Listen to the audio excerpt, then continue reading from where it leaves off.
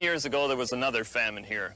Over 200,000 people died, many because the government of Haile Selassie was embarrassed by the famine and so covered it up.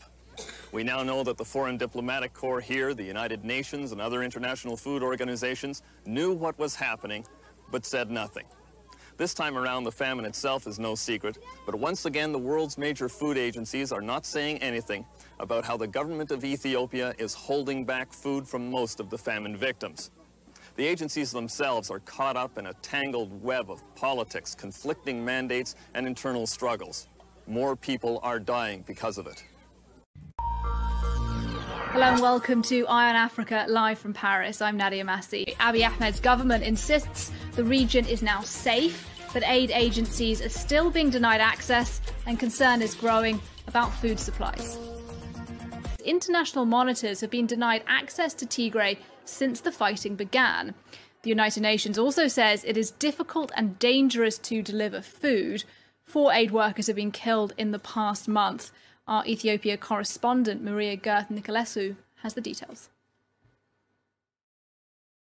At least 3 staff members of the Danish Refugee Council and 1 member of the International Rescue Committee were killed in the Tigray region since the beginning of the conflict early November. The humanitarian situation is still worsening by the day in the region, with organizations still unable to provide the much-needed help. The UN's humanitarian agency said that food rations for displaced people in the Tigray region have now run out. The government said it has dispatched dozens of trucks carrying food supplies to the region, and that 3 trucks carrying medical supplies are on their way to the regional capital, Mekelle. The Ethiopian Prime Minister announced almost 2 weeks ago the end of the military operation in the Tigray region, but fighting is still reported in several areas of the region.